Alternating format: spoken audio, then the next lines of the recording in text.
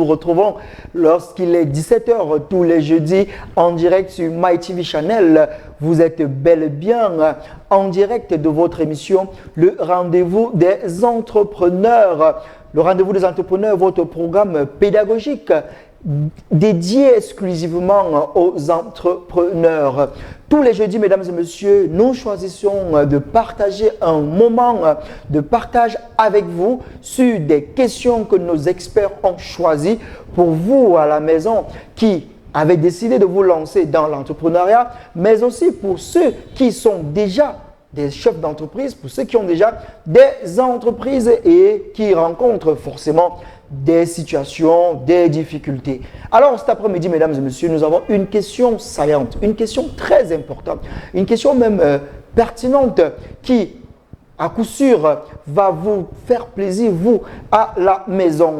Mesdames et messieurs, installez-vous bien, c'est 90 minutes de pur bonheur, 90 minutes de partage, 90 minutes pendant lesquelles on s'informe, on se forme, mais surtout, on apprend pour mieux entreprendre.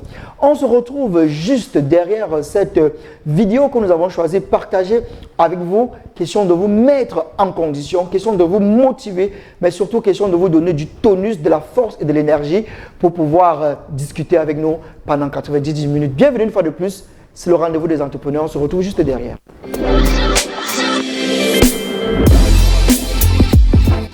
Tu sais ce que j'entends? J'entends le tic-tac de la montre. Le temps n'attend personne. La vie continue et elle passe vite. Ne gaspille pas ces précieuses années. Ne les gaspille pas. Vis-les. Je veux que tu sois terrifié à l'idée de rester sur la touche et de ne rien faire. Te réveiller dans 6 jours, ou 6 semaines, ou 6 ans, 60 ans, et ne pas être près de ton but. N'avoir fait aucun progrès. C'est ça le vrai cauchemar. C'est de ça dont tu dois vraiment avoir peur. D'être planté à ne rien faire. Alors lève-toi et pars. Tes idées ne vont pas se manifester d'elles-mêmes. Ce livre ne va pas s'écrire tout seul. Ces haltères ne vont pas se soulever toutes seules. Tu dois le faire. Tu dois le faire maintenant. N'attends plus, ne pense plus, ne planifie plus. Ne reste plus les bras ballants. Ne t'invente plus d'excuses ou de justifications. N'essaie plus de tout rationaliser. S'il te plaît, ne fais plus ça.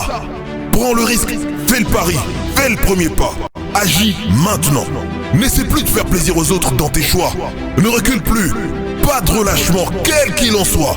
Arrête de rêver. Rêver, c'est terminé. J'ai besoin de précision. Tu fais quoi lundi? Tu fais quoi mardi? Tu fais quoi mercredi? Tu dois être précis. Il est temps d'assembler les pièces de ton puzzle. Tu dois être sacrément pressé. Le temps commence à manquer. Il y a 86 400 secondes dans une journée. Ce qui nous diffère, toi et moi, des personnes qui sont là, est ce que nous faisons avec ces secondes. Tu penses que t'es trop lent, t'as trop peur, tu penses trop. Tu dois te dépêcher parce qu'il y a une fin à ta vie et qu'elle arrive plus tôt que tu ne le penses. Elle passe en un claquement de doigts et à un moment donné, elle sera terminée. Donc fais un effort conscient, délibéré et déterminé pour commencer à vivre ta vie avec un sentiment d'urgence et en utilisant ce que t'as. Dépense-toi au maximum en partageant ce que t'as à apporter à l'univers. Parce que si nous ne le faisons pas, personne d'autre ne le fera. Arrête de perdre ton temps précieux. Si nous commencions à vivre notre vie comme si chaque jour était le dernier, notre vie prendrait un tout autre sens. Quand tu mourras, ta vie sera terminée. Je ne veux pas qu'il te reste un seul acte manqué.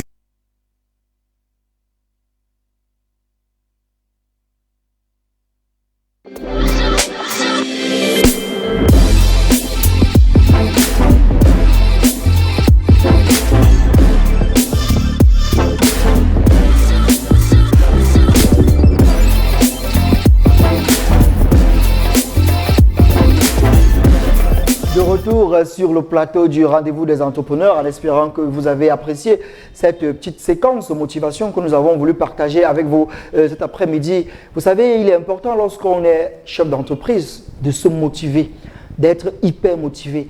Vous avez beau participer à des ateliers, à des formations de développement personnel, mais il n'y a personne qui peut mieux vous motiver que vous-même. L'automotivation est la clé. Il faut déjà être motivé soi-même avant d'aller assister à des séances de coaching. Le coaching, il est important, mais vous déjà, est-ce que vous êtes prêt? Est-ce que vous êtes préparé Est-ce que vous avez les prédispositions? Est-ce que vous avez la force nécessaire pour pouvoir vous engager dans cette activité qu'est l'entrepreneuriat? De plus en plus, mesdames et messieurs, on est entrepreneur, tout le monde veut se lancer dans l'entrepreneuriat.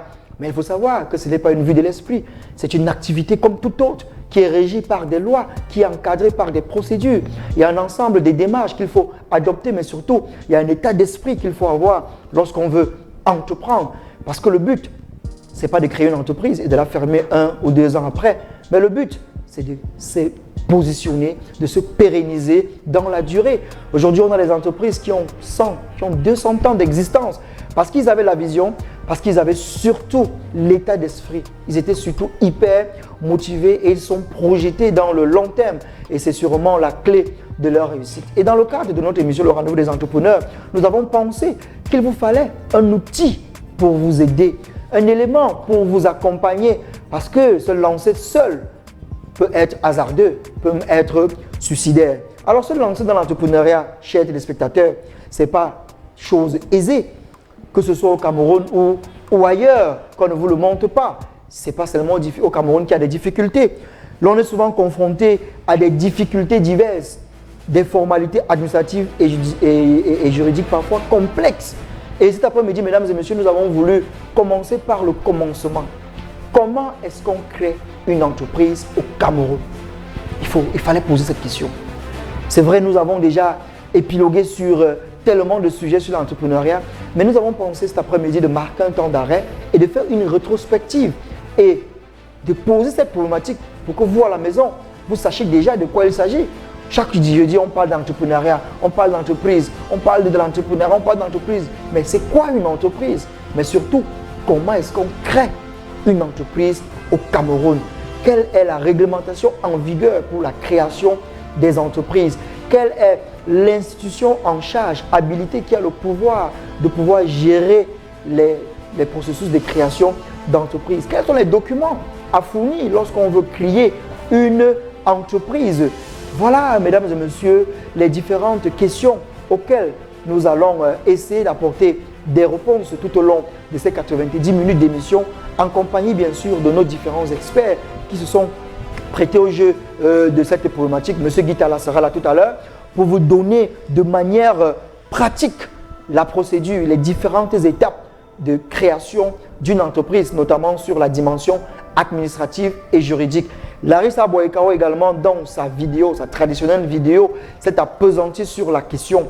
Et on a également la chance cet après-midi d'avoir une chef d'entreprise qui viendra partager avec vous son expérience. Avec elle, de manière pratique, on verra comment est-ce qu'elle a fait pour aujourd'hui avoir son entreprise. Alors mesdames et messieurs, vous êtes bien installés à la maison. N'oubliez pas, l'émission elle est interactive. Vous avez la possibilité de poser les questions comme tous les jeudis. Le numéro de téléphone s'affichera tout à l'heure au bas de votre écran. Et vous aurez donc la possibilité, comme je le disais tantôt, de nous envoyer un message ou alors un WhatsApp sur la problématique du jour. Allez, à l'instant, mesdames et messieurs, nous prenons la première halte, la première esquisse de réponse à la problématique du jour et elle sera fournie par Larissa Boekao. Comment crée-t-on une entreprise au Cameroun? L'avis de notre experte Larissa Boekao et on se retrouve juste derrière.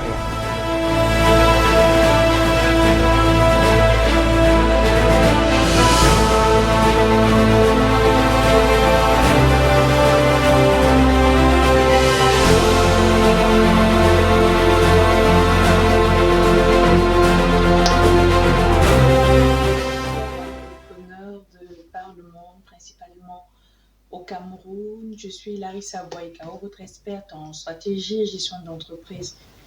Dans le cadre de notre émission aujourd'hui, nous allons en parler parce que nous avons reçu beaucoup de messages de vous, de votre part concernant la création d'entreprise. Donc, nous allons revenir dessus sur les notions essentielles à la création d'entreprise et comment est-ce que l'entrepreneur qui souhaite mettre sur pied son entreprise dès le départ, puisse déjà la rendre compétitive. Merci pour vos SMS, pour vos multiples messages, ça nous touche. N'hésitez pas à nous envoyer toujours des messages, à nous envoyer des questions. Restez connectés sur MyTV Channel. Nous allons directement d'entrée de jeu commencer par la création d'entreprise.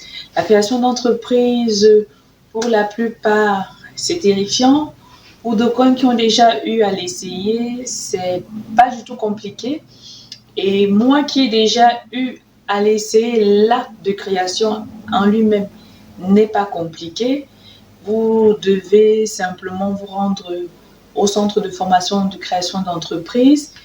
Au niveau, je crois qu'à l'époque, ça se trouvait à côté du collège La Retraite. Donc, si vous longez à votre gauche, vous trouverez le centre de création à cet endroit-là.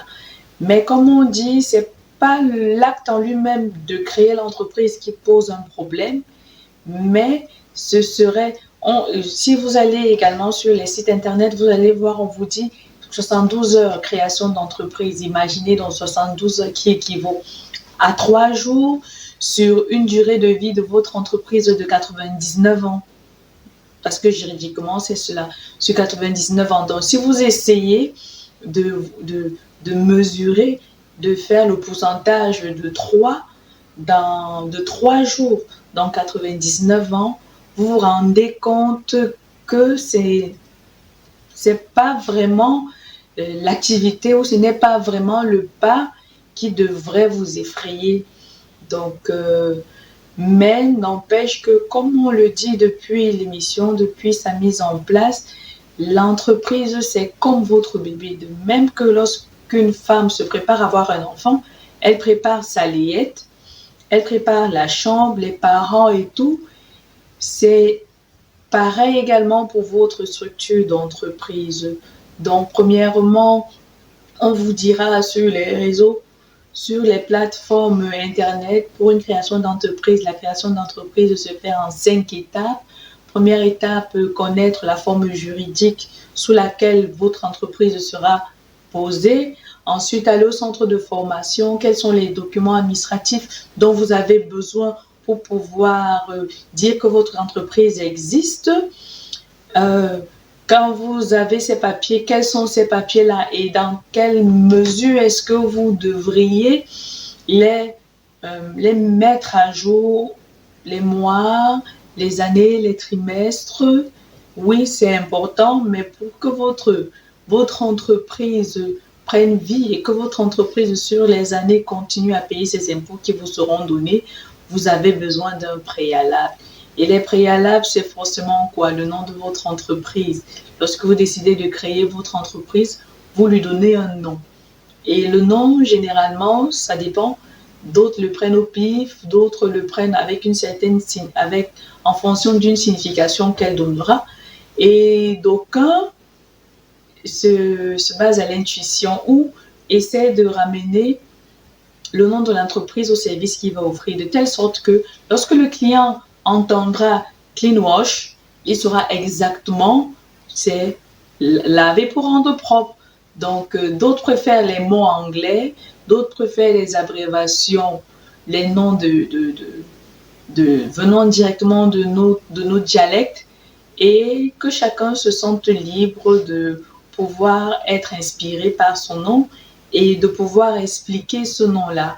Moi, mon exemple, ma structure à moi, c'est mon petit commissionnaire, encore embryonnaire, mais tout doucement, le nom me vient de me dire que pour être toujours à l'écoute, pour être toujours au service de mon client, pour l'écouter, qu'il ne me perçoive pas comme quelqu'un d'éloigné, mais qu'il me considère comme faisant partie de son quotidien, d'où l'expression mon, parce que j'aurais pu mettre le petit commissionnaire ou autre chose. Donc, dans le nom que vous allez choisir pour votre entreprise, c'est déjà une façon de vous présenter aux yeux de votre client. C'est déjà de lui dire que ce nom, derrière ce nom, lorsque tu écouteras ce nom, ça te fera penser à ça. Donc, ne prenons pas des noms farfelus, des noms qui font rire, mais soyons déjà dès la base conscients de que le nom que je vais donner à mon entreprise, que je vais donner à ma structure, lui porte chance, soit un nom de prospérité, soit un nom de succès, soit un nom de réussite. Hormis le nom également, le jeune entrepreneur devra mettre sur pied, comme on l'a déjà dit ici plusieurs fois, son business plan. Comment est-ce que je me vois dans 5 ans, tant sur le domaine des finances, tant sur le domaine de mes ressources humaines, tant sur le domaine de mon marketing, tant sur le domaine du marché que je dois gagner. Sans oublier, bien évidemment, les concurrents. Comme on a dit et comme je le redis à chaque fois, et j'implore tous les jeunes entrepreneurs déjà de ne pas se dire que l'entrepreneuriat, c'est pas quelque chose qui ne demande pas le travail, c'est faux. Et c'est encore plus dur d'être entrepreneur parce qu'on n'a pas de chef, on n'a pas de patron et nous-mêmes, on est notre propre patron. Donc, comment est-ce que je réalise mes objectifs déjà si je ne veux pas travailler? Comment est-ce que je réalise mes chiffres d'affaires si je ne veux pas travailler? Donc, essayez pour le moins, comme on l'a dit, de vous donner des objectifs qui seront mesurables, peut-être de façon hebdomadaire, qui seront mesurables de façon mensuelle et qui vous diront si vous travaillez ou pas. La création d'entreprise administrativement, c'est beau, mais si vous êtes là sur 100 ans, c'est encore mieux.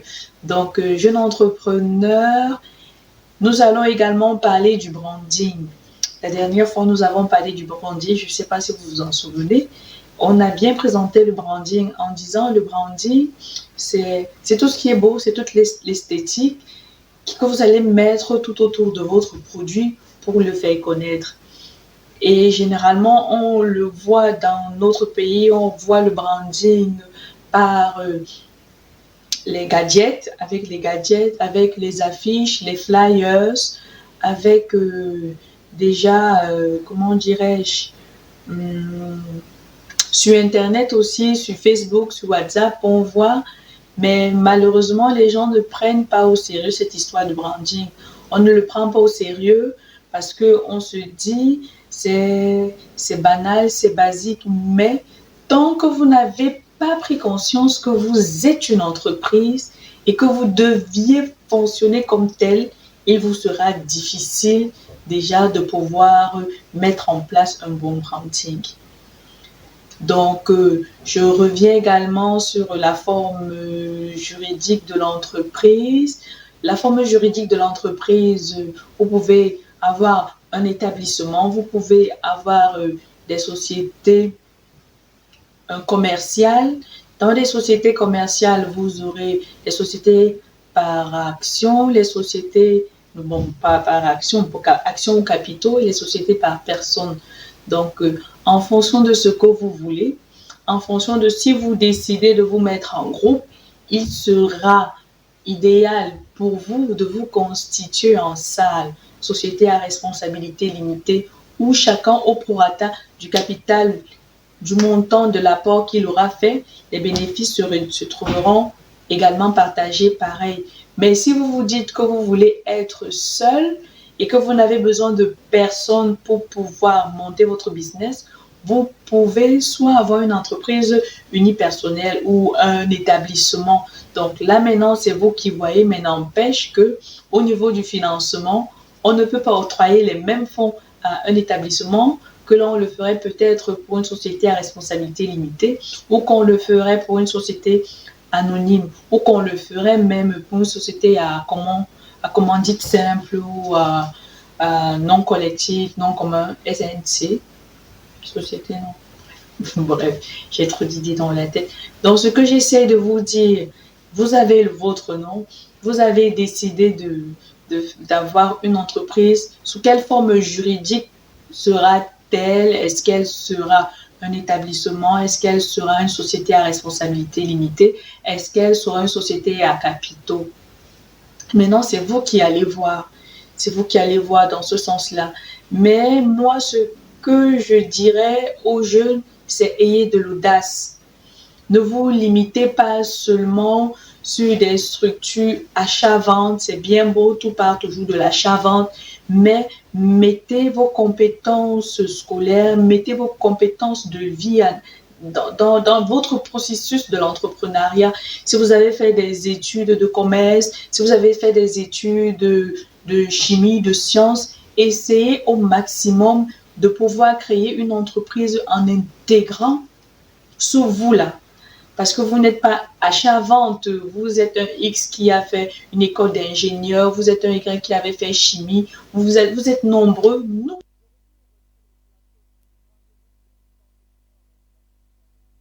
c'était l'intervention de Larissa Boyekao qui vous apportait des éclairages sur la problématique du jour. Je rappelle, cet après-midi, mesdames et messieurs, nous parlons de comment crée-t-on une entreprise au Cameroun. Nous l'avons voulu simple, nous l'avons voulu précis, nous l'avons voulu concis. Parce que chaque fois, on parle d'entrepreneuriat, on parle d'entreprise. Certains estiment que nous utilisons des expressions trop savantes, trop techniques. Alors aujourd'hui, nous avons voulu vraiment parler terre à terre pour que tout le monde, tous ceux qui sont à la maison, tous ceux qui sont un peu partout devant leurs petits écrans, un peu partout dans le monde entier, qui nous regardent, puissent véritablement maîtriser les mécanismes de création de l'entreprise au Cameroun. Et comme il est de coutume tous les jeudis, il est là, il a répondu présent à notre invitation pour vous donner les clés, pour vous guider, vous aider sur comment on crée une entreprise au Cameroun. Il s'appelle Guy Talla, il est bien sûr derrière nous cet après-midi. Bonsoir et bienvenue une fois de plus sur le plateau du rendez-vous des entrepreneurs, Guy Talla. Bonsoir Monsieur Armstrong, bonsoir chers téléspectateurs qui nous regardent à la maison. Nous sommes encore ici ce soir pour évoquer un nouveau thème qui va concourir à édifier davantage les entrepreneurs. Ce thème, n'est-ce pas, est celui portant sur comment créer une entreprise au Cameroun. Donc, dans le cadre, en fait, dans la suite de l'émission, nous allons, n'est-ce pas, essayer de vous édifier au maximum sur comment créer une entreprise au Cameroun.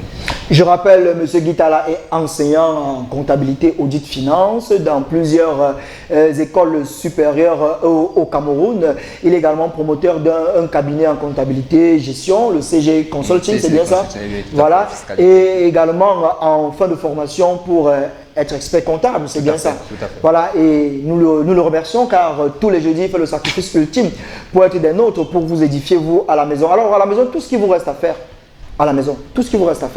c'est d'être bien installé, de prendre de quoi noter, mais surtout d'être très attentif car vous aurez à tout moment la possibilité de nous poser des questions par SMS ou par WhatsApp. Et la technique va bien sûr nous mettre le contact au bas de l'écran. Je rappelle cet après-midi, mesdames et messieurs, nous parlons de la procédure de création d'entreprises au Cameroun avec un accent sur la dimension administrative et juridique. Et la première question que je vais donc poser à M. Guy Talla. Alors, M. Guy Talla, lorsqu'il s'agit de créer une entreprise, la première préoccupation qu'on devrait avoir, c'est déjà de choisir la forme juridique de l'entreprise, je pense. Tout à fait. Alors, parlons donc du choix de la forme juridique de l'entreprise qu'on veut aller immatriculer.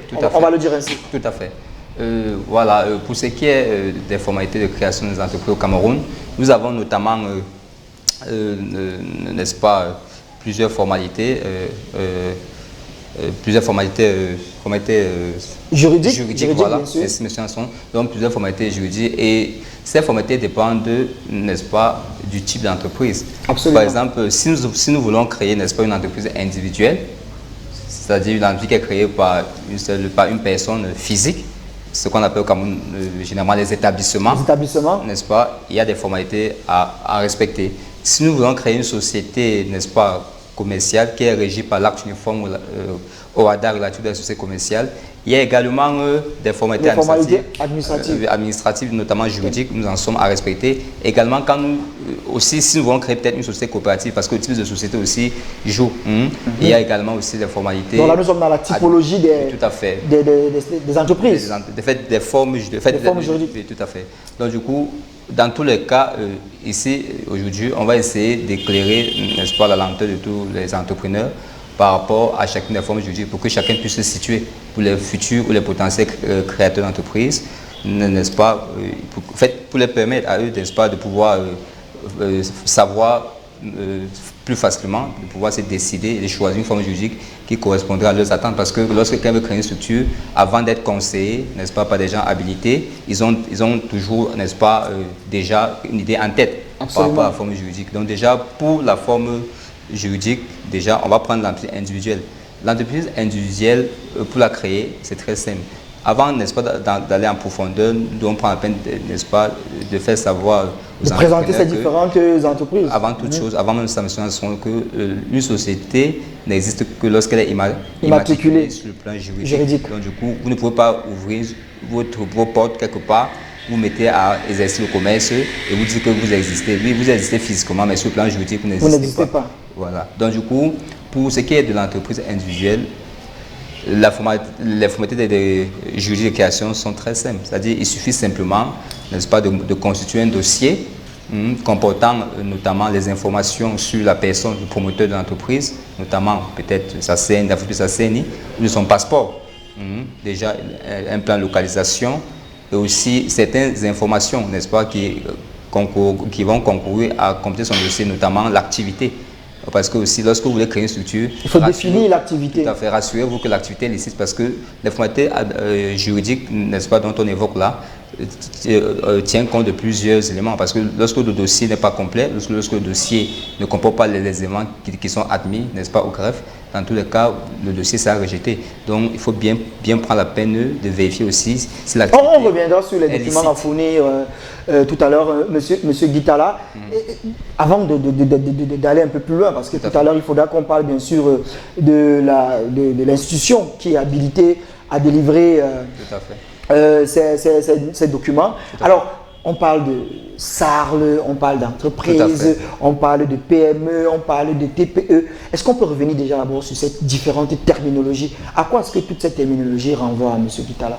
Merci M. Hanson pour cette question. Déjà, ce qu'il faut comprendre, c'est que lorsque vous voulez créer une structure, n'est-ce pas, vous avez le choix. Il y a ce qu'on appelle les entreprises individuelles, n'est-ce pas, que l'acte uniforme, la droit commercial général, n'est-ce pas, a pris la peine d'appeler, en fait, a pris la peine d'appeler le promoteur de cette entreprise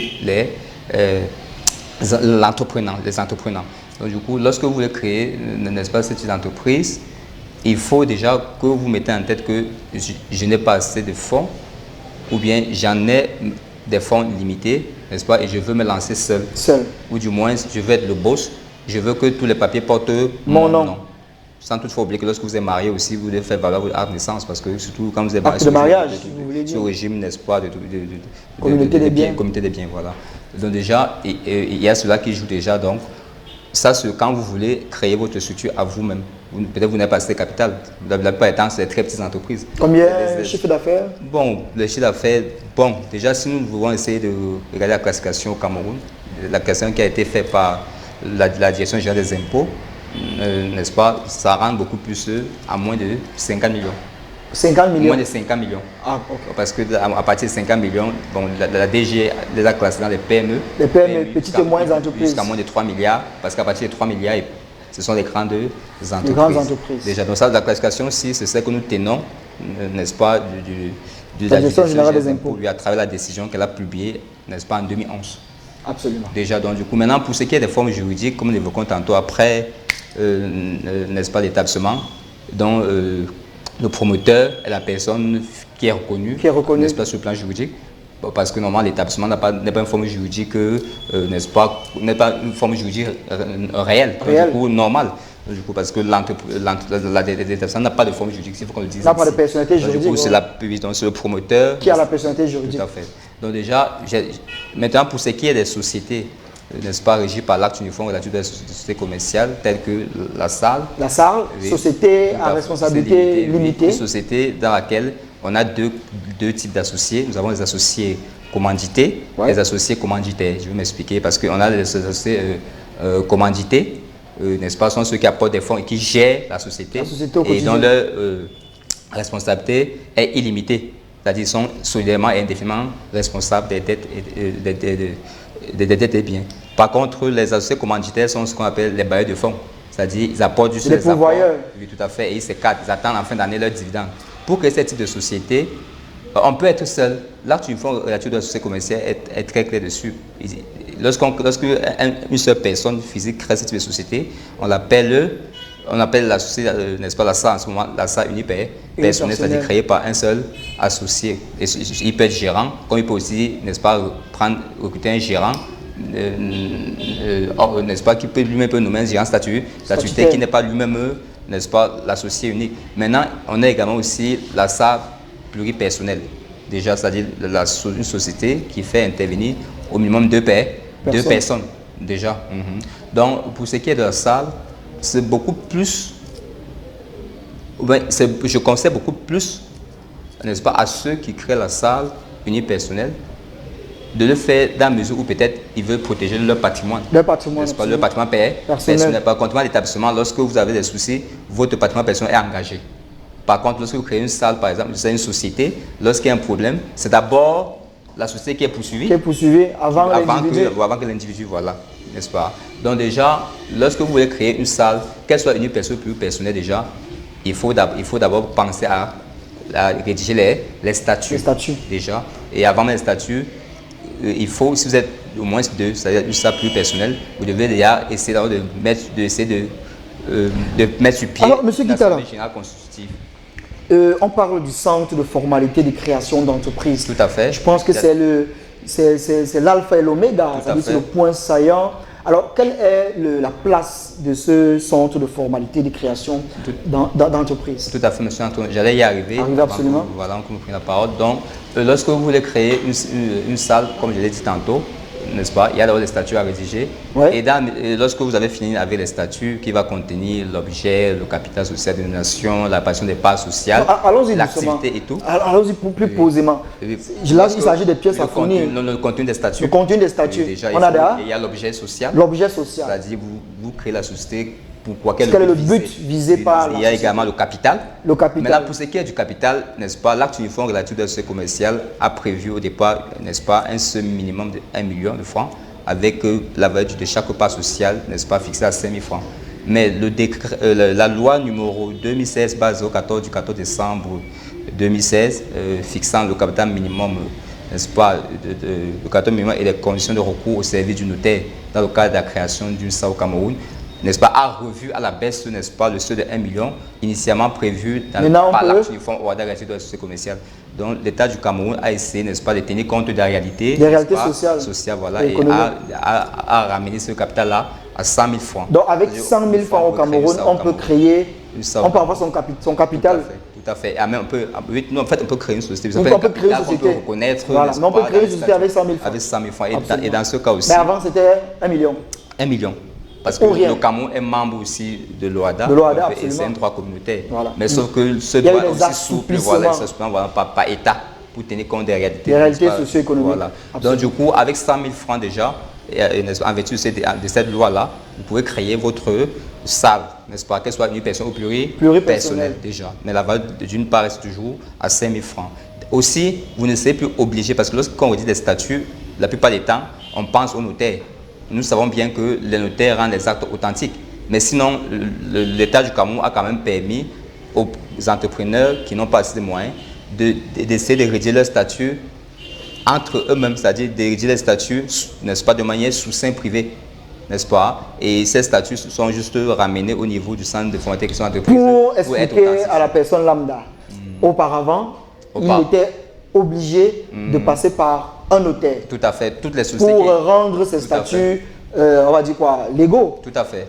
Mais au vu des complexités et des difficultés, parce que ce n'est pas tout le monde qui peut bénéficier des services d'un notaire. Désormais, l'État a assoupli cela. Tout à fait. Et vous parlez désormais du sein privé. Tout à fait. Donc, l'article 4 de cette loi, n'est-ce pas, est très clair. C'est-à-dire, cet article stipule clairement que lorsque le montant du capital n'excède pas 1 million, n'est-ce pas, quand il s'agit d'une SAR plus personnelle, on peut le faire de manière sous seing privé. Qu'est-ce qui veut dire, n'est-ce pas, rédiger les statuts de manière sous seing privé? C'est-à-dire quoi? Vous vous concertez, vous cherchez une maquette des statuts parce qu'on en trouve un peu de partout. Vous vous rapprochez au niveau du CFCE ou bien de nous, comme nous créons des entreprises tous les jours. On essaie de vous aider à compléter sur une maquette qui existe déjà avec vos informations. Et après, maintenant, on organise un jour où tous associés, vous venez, n'est-ce pas, pour un travail, vous allez lire, vous pouvez prendre conscience des statuts et valider, n'est-ce pas, en apposant chacun sa signature sur toutes les pages. Lorsque tout cela est fait, voilà, on essaie de timbrer pour envoyer au greffe avec des autres pièces qui sont requises. Plus besoin d'aller chez le notaire. Tout à fait. Donc, et le document est juridiquement valable. Et là-bas, au greffe, n'est-ce pas, ils essaient d'examiner le dossier et ils essaient, n'est-ce pas, de vous attribuer une immatriculation. Absolument. Alors à la maison, si vous permettez, monsieur Tala, pas d'appel, je vous en prie. Nous sommes en direct. Si vous êtes intéressé par ce qui se passe sur ce plateau, si vous avez besoin des éclaircissements ou vous avez besoin de participer et de donner votre avis, par SMS simplement. Un SMS ou un WhatsApp et on va le lire sur le plateau. Donc, pas besoin de passer des appels. Alors, monsieur Tala, on était sur le capital. Le capital déjà, n'est-ce pas? Après la rédaction des statuts, on était sur le capital. Bon, en fait, le capital fait partie des statuts. C'est un élément qui est contenu dans les statuts. Donc, j'essaie juste d'expliquer. Et aussi, il y a l'activité, qui est très importante aussi, parce que l'activité aussi n'est pas négligée. Il y a, n'est-ce pas, des secteurs d'activité, où il y a des activités pour lesquelles on ne peut pas se lancer de manière délibérée, c'est-à-dire il y a des activités pour lesquelles on a besoin des autorisations. Des autorisations. C'est-à-dire si vous voulez lancer l'exploitation d'une carrière, n'est-ce pas, il faut d'abord avoir les agréments. Et ces agréments font partie du dossier, n'est-ce pas, de demande d'immatriculation. Et aussi, en même temps, si vous lancez un hôtel, il y a aussi, n'est-ce pas, l'agrément du ministère du Tourisme. Si vous voulez lancer peut-être une microfinance, peu importe la catégorie, première, deuxième, troisième catégorie, il y a également l'agrément de l'autorité monétaire qui est le ministère des Finances. Voilà, et aussi même la Commission bancaire d'Afrique centrale. Si vous voulez également lancer peut-être une activité, je ne sais pas, dans tous les cas, ce que vous sachez, c'est que quand vous voulez créer la structure, vérifiez bien, est-ce qu'il n'y a pas des autorisations, n'est-ce pas? Comme préalable. Oui, au préalable qu'il faut, n'est-ce pas, essayer de dénicher, n'est-ce pas, avant de se lancer. En même temps aussi, pour ce qui est des associés, il faut aussi vérifier certains éléments. Est-ce qu'il n'y a pas parmi nous des étrangers? C'est très important. Important. Quand on crée une société, la plupart des temps, n'est-ce pas, les jeunes entrepreneurs camerounais aiment beaucoup se mettre avec des étrangers. Mais lorsque vous créez une structure avec des étrangers, il est bien que vous ayez plus de la moitié du capital, c'est-à-dire vous devez avoir plus de 50% du capital, c'est-à-dire vous devez avoir ce qu'on appelle en comptabilité un contrôle exclusif. Si ce n'est pas le cas, si l'étranger a plus, ou bien s'il y a un des étrangers qui a plus de pourcentage de contrôle du capital par rapport, n'est-ce pas, aux nationaux, ils sont obligés de faire une demande, pour pouvoir être autorisés, je crois, du ministère du Commerce. Dans tous les cas, il y a une demande d'autorisation qui doivent formuler. Et je prends un exemple simple. C'est-à-dire, si on crée une structure, une salle... Je prends un exemple simple, je schématise pour qu'on se comprenne bien. On a nos sœurs qui sont dans la cosmétique, donc l'invité de tout à l'heure, également dans les métiers de la beauté. Tout à fait. On suppose qu'elle a un ami qui est expatrié, les Français. On sait que nos sœurs aiment bien les Blancs. Et il décide de financer, de soutenir son activité. Tout à fait. Et ils sont en entreprise. Tout à fait.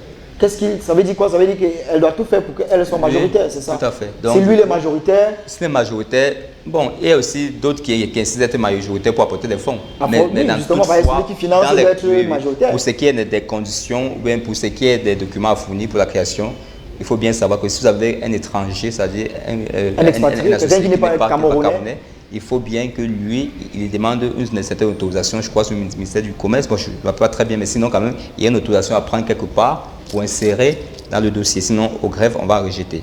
Parce que le principe, c'est que pour qu'un associé expatrié détienne plus de capital, ou ait plus de pouvoir de société qu'un national, voilà, il faut qu'il y ait une autorisation préalable. Déjà, c'est très important. Et aussi, pour ce qui a aussi n'est-ce pas, la crédibilité des associés, parce que quand on se met déjà ensemble pour construire une société, n'est-ce pas, beaucoup de choses peuvent se passer. Ce sont les affaires. On doit vérifier aussi le degré d'honnêteté entre guillemets de chacun. Alors comment est-ce qu'on vérifie ça, monsieur Tout à fait, n'est-ce pas, chaque associé doit produire son extrait de casier judiciaire datant de moins de 3 mois. 3 mois. C'est-à-dire, donc même s'il y a un expatrié, il doit se faire communiquer ce document de son pays pour qu'on puisse joindre. Maintenant, pour nos frères camerounais, peut-être qu'ils sont ressortissants des zones un peu où la guerre Bamenda et autres, s'il y a des difficultés à aller retirer l'extrait de casier judiciaire, n'est-ce pas, l'acte uniforme relatif au droit commercial général a quand même pris des assouplissements, c'est-à-dire ils pourront fournir une déclaration sur l'honneur, dont le formulaire, n'est-ce pas, est déjà sur la bonne foi au greffe, oui, dans le formulaire. Bon, et monsieur Tala, et si parmi vos associés, il y a un qui a peut-être fait la prison, qui a un casier judiciaire. Tout à fait. C'est donc pour ça, selon où on veut en revenir. Parce que le greffe essaie d'examiner. Parce que si elle a été condamnée, est-ce que juridiquement, est-ce qu'il peut faire partie des associés? La plupart des temps, bon, je ne crois pas. Mais sinon, l'extrait de casier judiciaire, c'est beaucoup plus pour vérifier cela. Et aussi pour éviter même s'il fait partie des associés, il ne peut pas être gérant. Parce qu'on veut se rassurer que le gérant n'a jamais été blanchi, n'a jamais été mêlé dans des histoires louches. De détournement, de fraude et tout le reste. Donc c'est un peu ça. Donc ça, c'est ce qu'il faut aussi respecter. Donc du coup, ça c'est pour la salle. Donc les statuts, vous pouvez les faire par vous-même, mais qu'on pourrait le faire par devant un notaire. Mais lorsque le capital excède déjà 1 million et que vous créez une salle plus personnelle, vous êtes obligé de passer par un notaire. L'acte doit être authentique. Et lorsque vous passez par un notaire, déjà, le notaire, lui, se charge de la création et il vous remet le registre de commerce. Donc, c'est-à-dire, ça, c'est la formalité juridique. Lui, il va se servir. C'est le document qu'on remet. Tout à fait. Et aussi, parmi les apports, vous savez que l'acte uniforme relatif de la société commerciale a prévu plusieurs types d'apports. Il y a 3 types d'apports. Les apports en industrie, c'est-à-dire que quelqu'un apporte son expérience professionnelle, son savoir-faire. Il n'exige pas de moyens pour vous donner, mais je vais être avec vous, j'apporte mon savoir-faire. N'est-ce pas? Ce qu'on appelle l'apport en industrie. Et comment on quantifie ça? Parce que dans la société, on sait que c'est l'argent qui fait foi. Tout à fait. Alors, quelqu'un lui a l'argent, toi tu as seulement les idées. Tout à fait. L'acte uniforme a essayé. Comment c'est réglé ça? L'acte uniforme a essayé d'éviter d'évaluer l'intelligence d'un être humain. Vous voyez que c'est très compliqué, c'est impossible. Absolument. L'acte uniforme a seulement dit, bon, lui, par rapport au capital, il ne fera pas partie du capital vu qu'il n'a rien apporté. Il n'a rien apporté. Mais néanmoins, quand même, on tiendra compte, n'est-ce pas? On dans la répartition des bénéfices. Parce que lui va apporter son expérience pour que la structure avance. Voilà. Donc, il y a aussi, donc ça veut dire une société, il y a des personnes qui n'ont pas de potentiel, vos amis. Voilà, parce que déjà, le contrat de société, selon l'article 4 de l'acte uniforme relatif de la société commerciale, il y a d'abord le lien, n'est-ce pas, un petit lien d'amitié, d'affinité. Voilà, l'affinité, pas tout d'affinité. Donc, dans tous les cas, si vous avez quelqu'un avec qui vous voulez traiter, qui n'a pas assez de moyens, déjà, vous pouvez aussi, n'est-ce pas, faire en sorte qu'il participe, n'est-ce pas, à la question de la société. Mais sauf qu'il y a un souci. C'est que pour faire un apport en industrie, ce n'est possible que dans les sociétés de personnes, c'est-à-dire les sociétés en nom collectif, les sociétés par personnes simplifiées. Donc pour les salles et les sociétés anonymes, c'est l'argent. Donc du coup, c'est une salle, c'est l'argent ou rien. Et aussi, si vous créez une salle, nous sommes toujours sur la salle, qu'elle soit pluripersonnelle ou qu'elle soit unipersonnelle, il y a aussi un problème parce que pour ceux qui apportent en nature, si un associé fait un apport en nature d'un bien dont la valeur unitaire atteint ou excède 5 millions, ou si l'ensemble des apports en nature atteint ou excède 5 millions, il faut faire appel à un expert comptable diplômé et inscrit au tableau de l'Ordre national des experts comptables du Cameroun, c'est-à-dire pour qu'il vienne faire ce qu'on appelle le commissaire aux apports, qui vient vérifier et attribuer une valeur réelle à ces apports-là. Ça, c'est conformément à l'article 312 de l'acte uniforme de la société commerciale. Donc, il y a tous ces éléments. Alors, son rapport fera partie des pièces à fournir, n'est-ce pas, pour la création. Alors, vous parlez des pièces à fournir, vous avez évoqué quelques-unes. Alors, pour être complet, quelles sont donc ces différentes pièces pour être complet? Déjà, mais surtout, quels sont les coûts? Déjà, je vais aller terre à terre. Oui.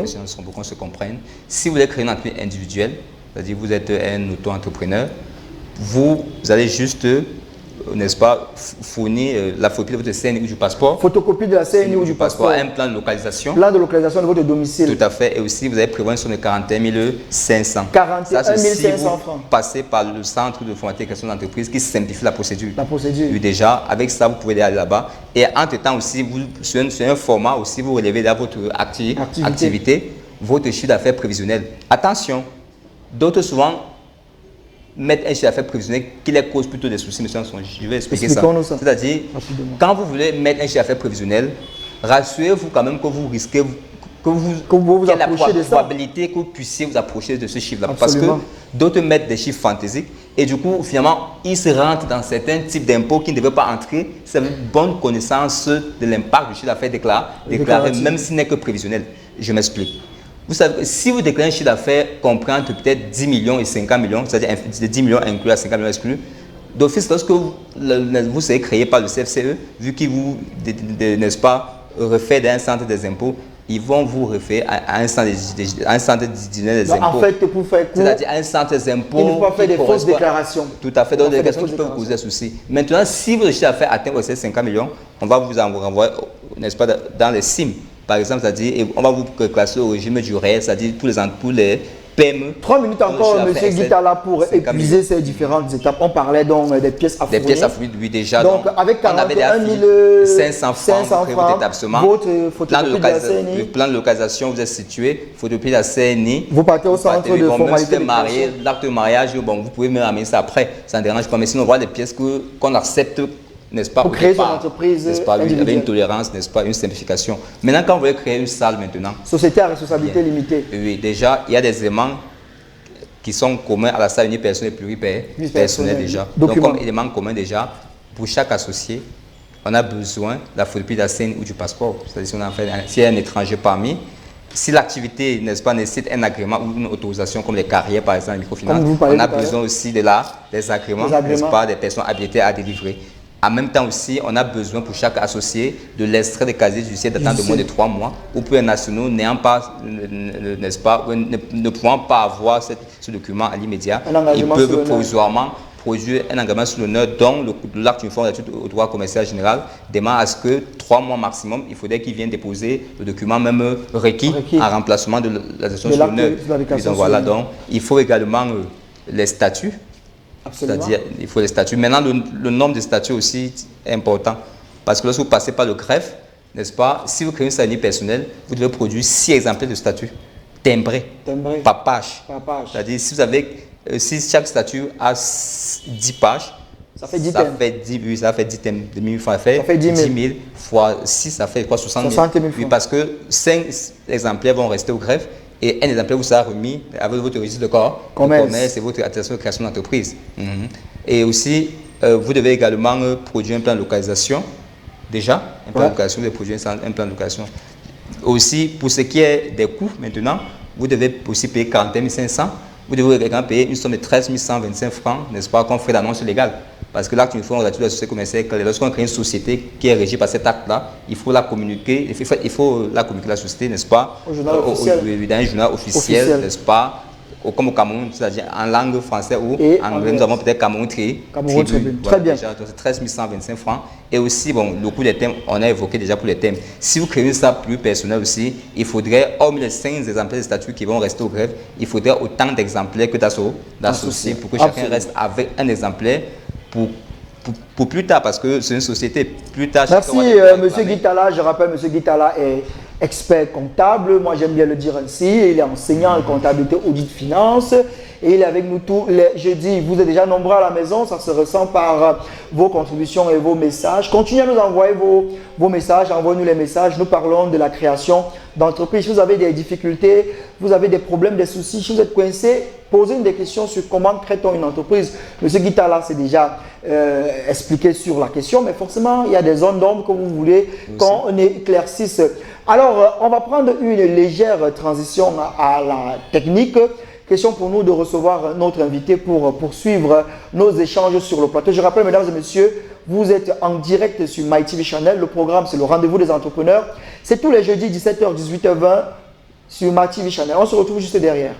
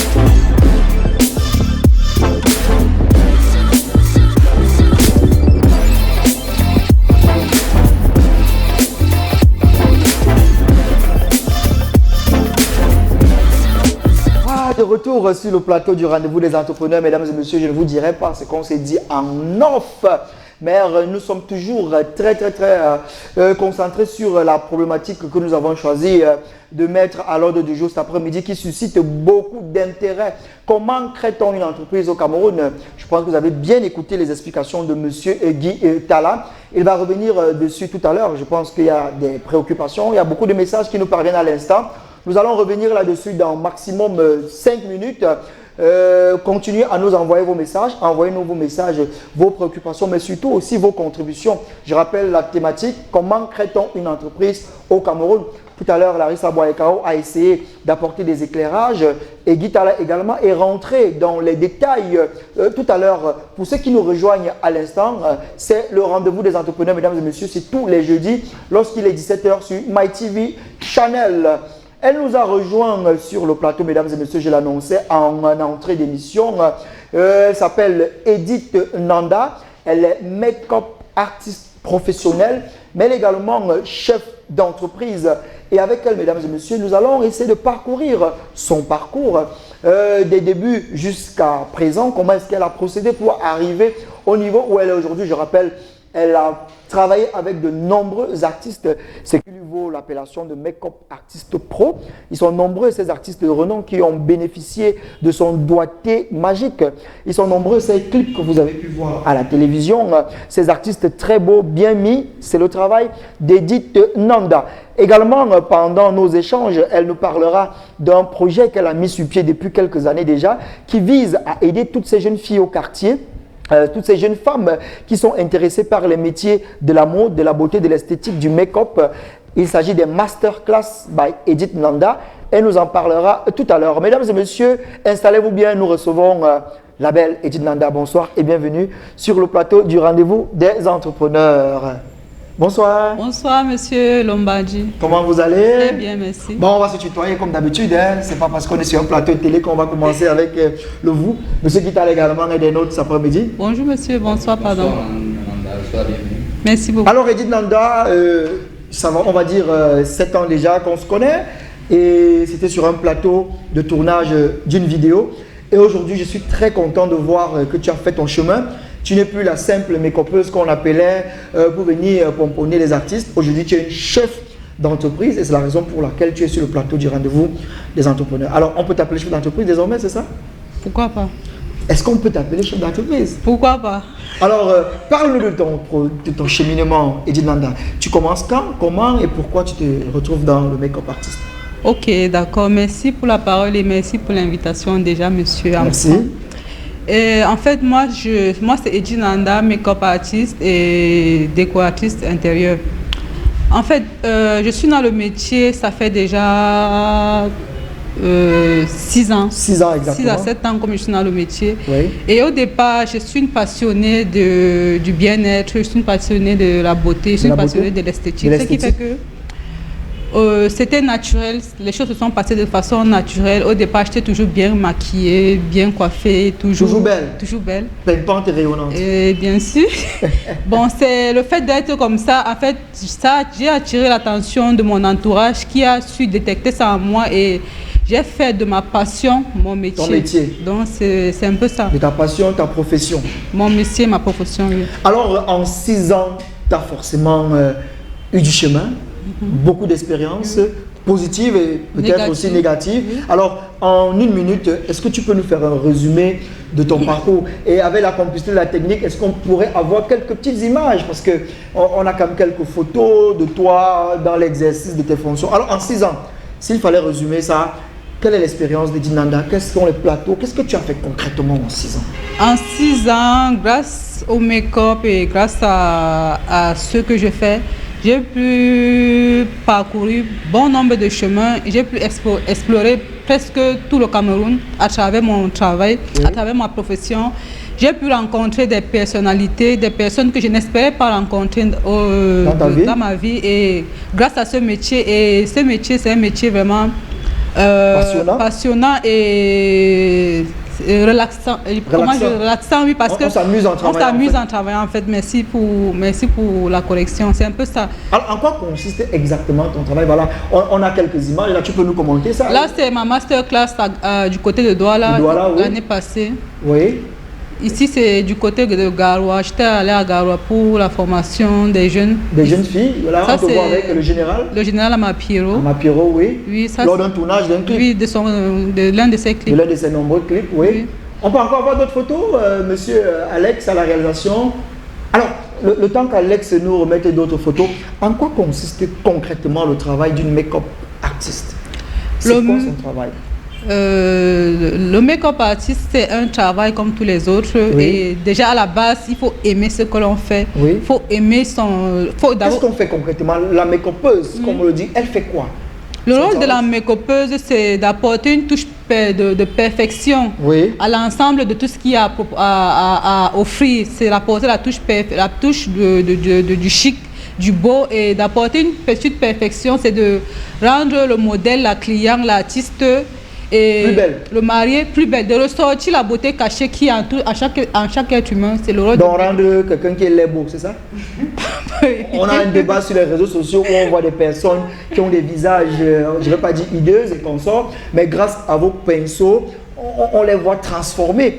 Certains parlent de tricherie sur la marchandise, d'autres disent qu'ils ont rencontré une fille, elle était très belle, mais lorsque son make-up est fini, alors, est-ce que c'est pas de la triche? Non, c'est pas de la triche, c'est de l'art. C'est de l'art. C'est de l'art. Donc vous ajoutez juste de la beauté cachée? Exactement. On ressort juste la beauté cachée qui est à tout être. Alors, et pour faire ça, est-ce que vous avez bénéficié d'une formation? Ou alors vous êtes une érudit, vous êtes levé comme ça le matin, vous avez commencé à mettre la poudre sur les visages des gens? Non. Et qu'est-ce qu'il faut même, le matériel? Est-ce qu'on peut... La petite fille qui est à la maison qui entend parler de make-up, alors, comment est-ce qu'on fait pour devenir make-upeuse?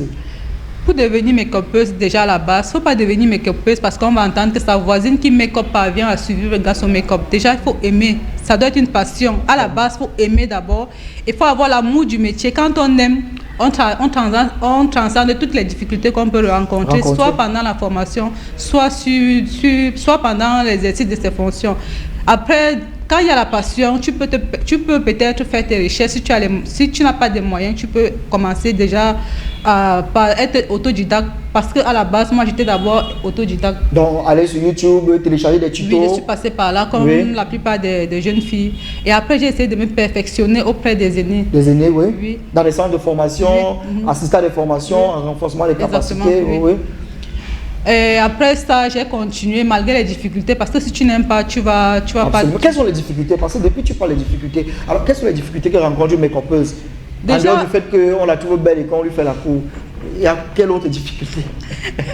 Les difficultés, déjà, comme dans tout autre métier, c'est peut-être sur des plateaux de tournage, par exemple.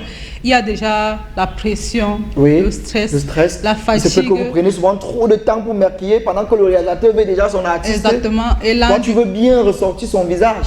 Exactement.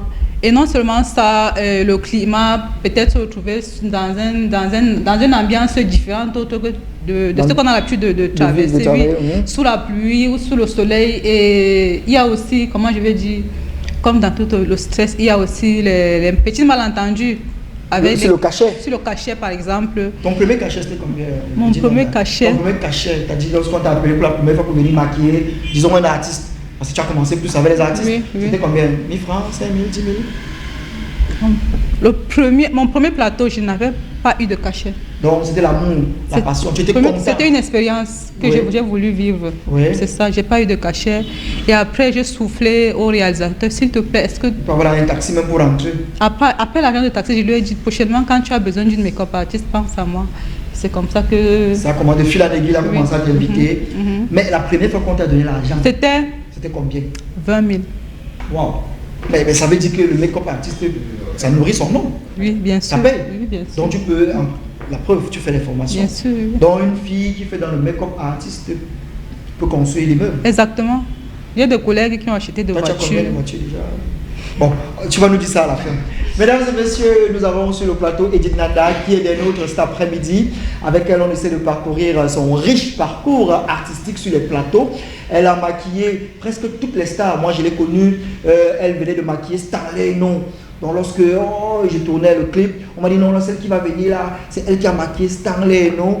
Et avec ça, je ne pouvais pas remettre en question la maquilleuse. Et aujourd'hui, Coco Argenté, Mani Bella, tu peux cite-nous même 10 artistes que tu as maquillés. Coco Argenté, bien évidemment, Mani Bella, Lady Ponce, Ama Piero, Melby Akwen, même les stars internationales, je pense. Ça m'échappe. Ils sont tellement nombreux.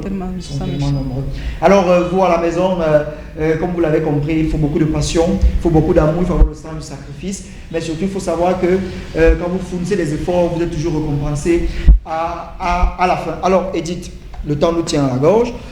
Nous allons parler des masterclass. Parce que je pense que c'est très important, lorsqu'on a traversé des étapes, lorsqu'on a acquis des compétences, il faut partager.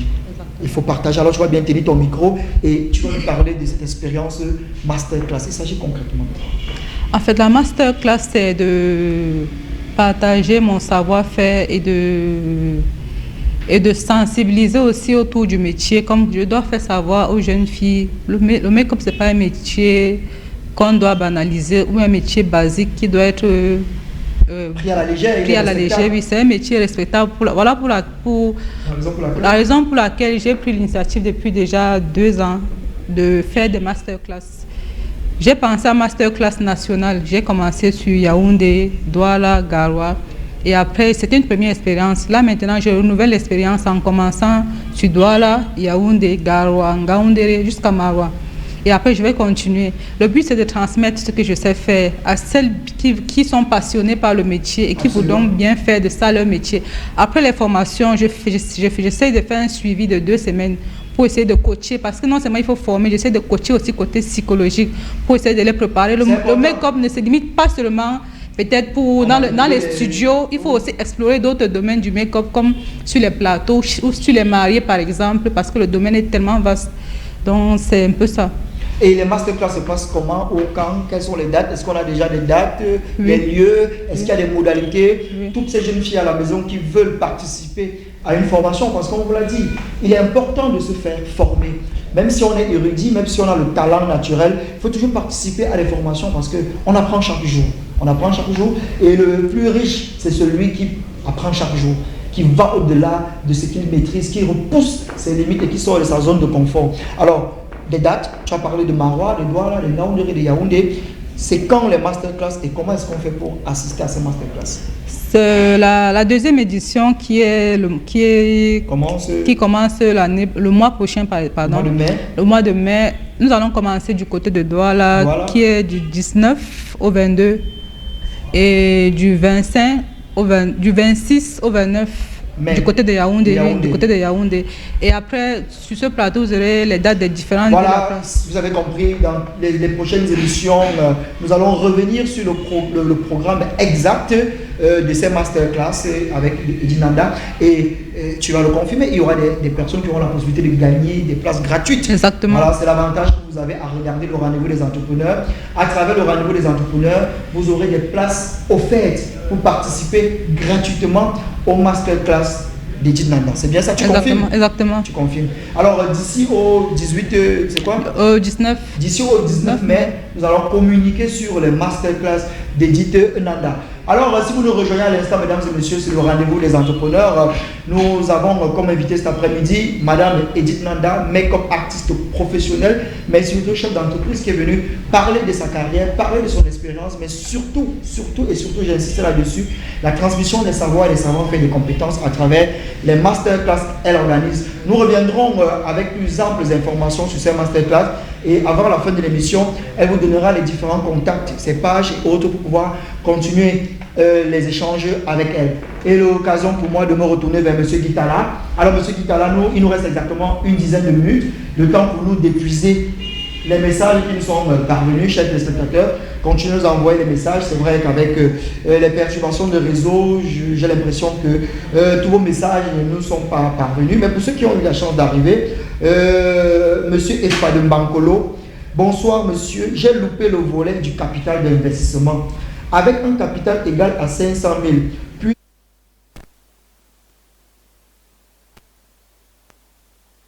ça dépend, n'est-ce pas, de l'activité que vous voulez mener.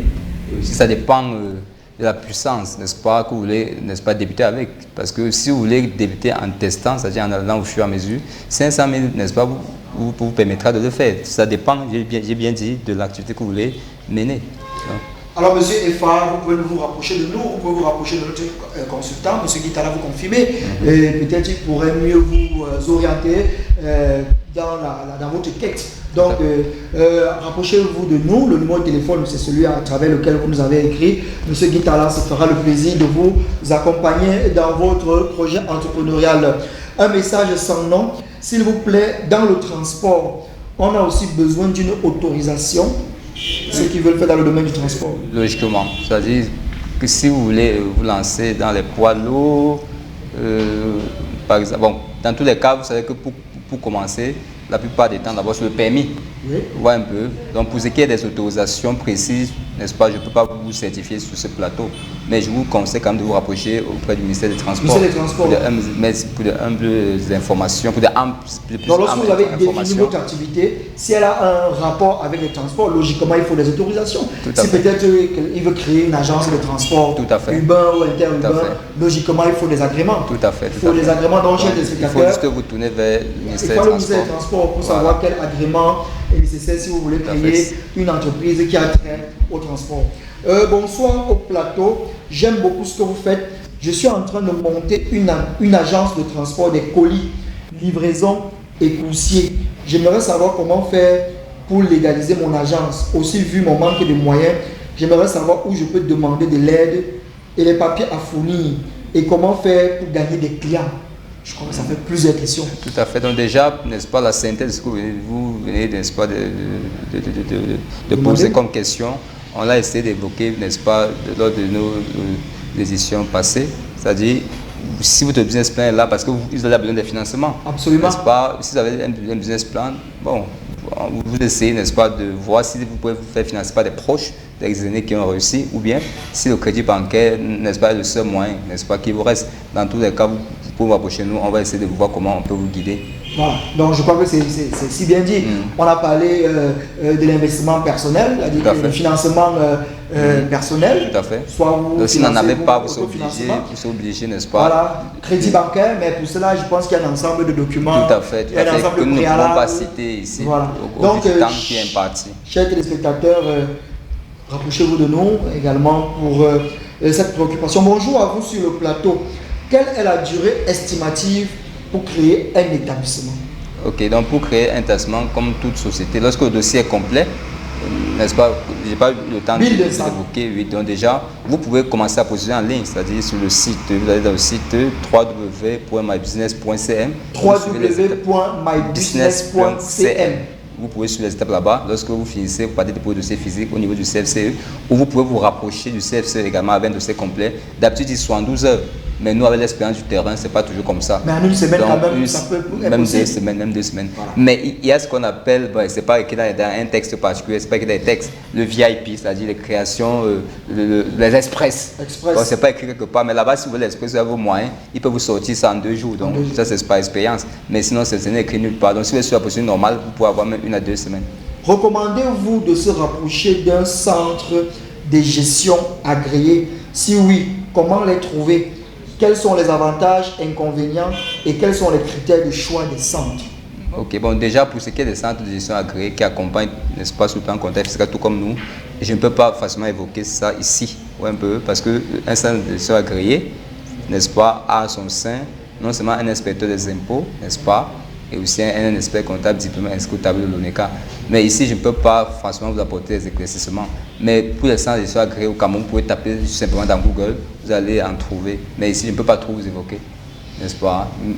Mais dans tous les cas, ce n'est pas aussi mauvais, n'est-ce pas? Mais je ne peux pas vous donner plus d'explications. Une autre question, M. Guitala. Que pensez-vous du CFCE et des guichets uniques de création d'entreprise? Bon, pour ma part, déjà, les guichets uniques de création d'entreprise, n'est-ce pas, ont été instaurés récemment. Donc moi, je conseille pour moi, avec l'expérience que j'ai, que si vous voulez créer votre structure, vous vous rapprochez, si c'est une PME, vous vous rapprochez, n'est-ce pas, du CFCE, ou si vous voulez créer, n'est-ce pas, une SA ou une SA avec un certain capital, vous pouvez également vous rapprocher auprès d'un notaire, vous aide à financer les formalités. En tous les cas, le CFCE est quand même l'endroit où je peux vous recommander pour le moment. Si c'est une PME que vous voulez créer, n'est-ce pas, en ayant recours aux procédures simplifiées. Voilà. Il nous reste exactement 5 minutes, mesdames et messieurs, et nous sommes tellement contents de vous savoir aussi nombreux.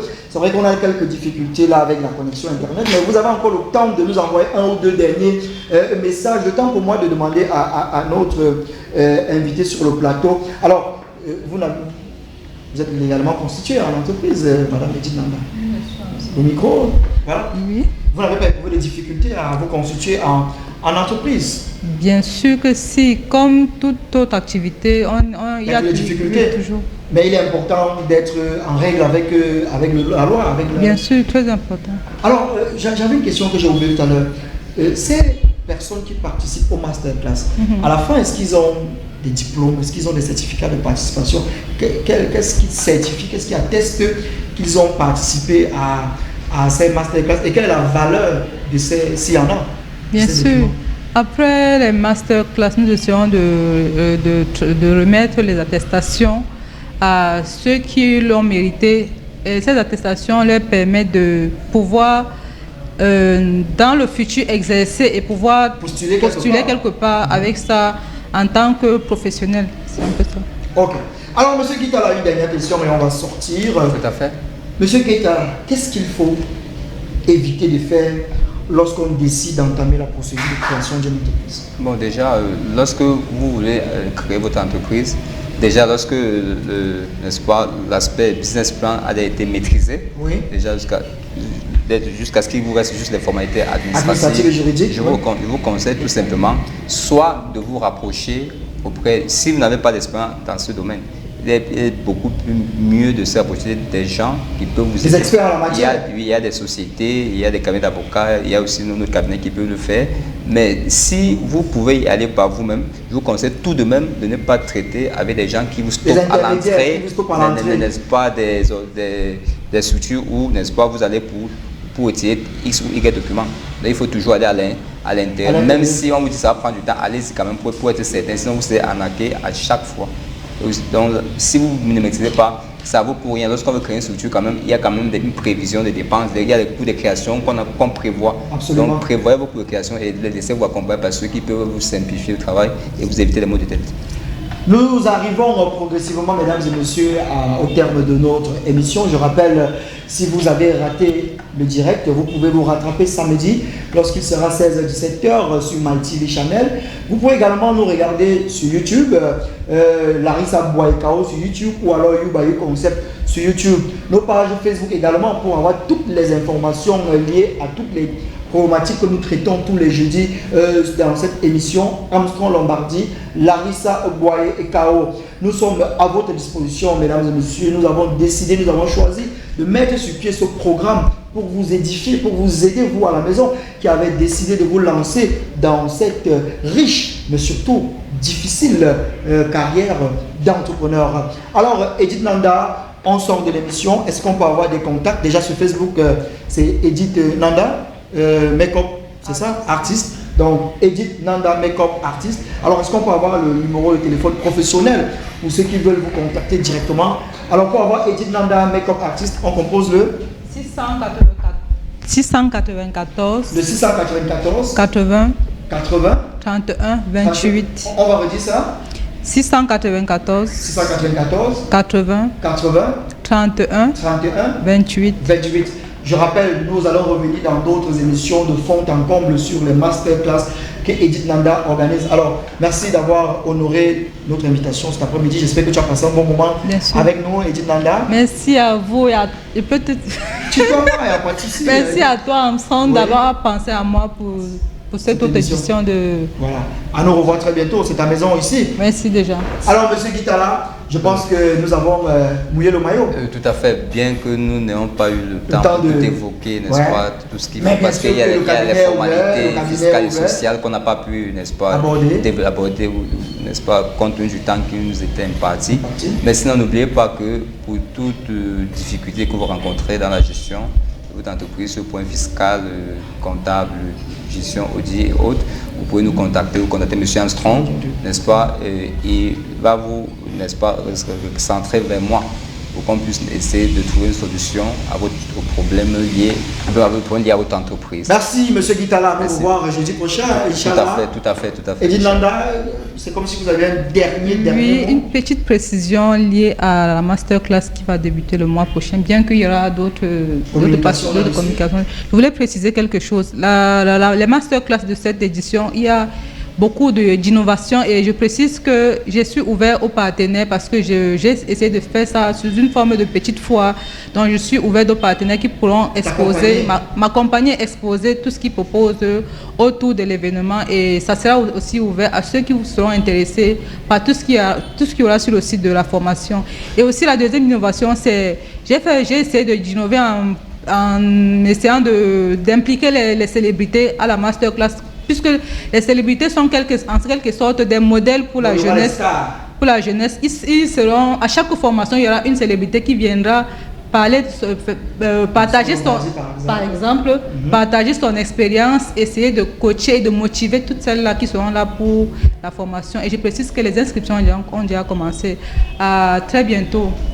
Merci Edith Nanda, je pense que c'est très bien résumé, des innovations à venir.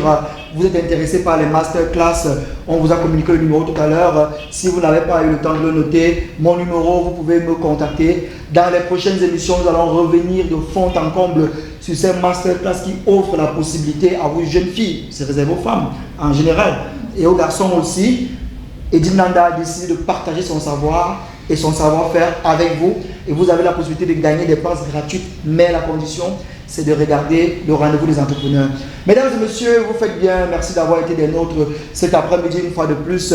Ça a été un plaisir de vous savoir nombreux à notre rendez-vous du jeudi 17h, 18h30. À nous revoir jeudi prochain lorsqu'il sera 17h, mais surtout gardez le sourire.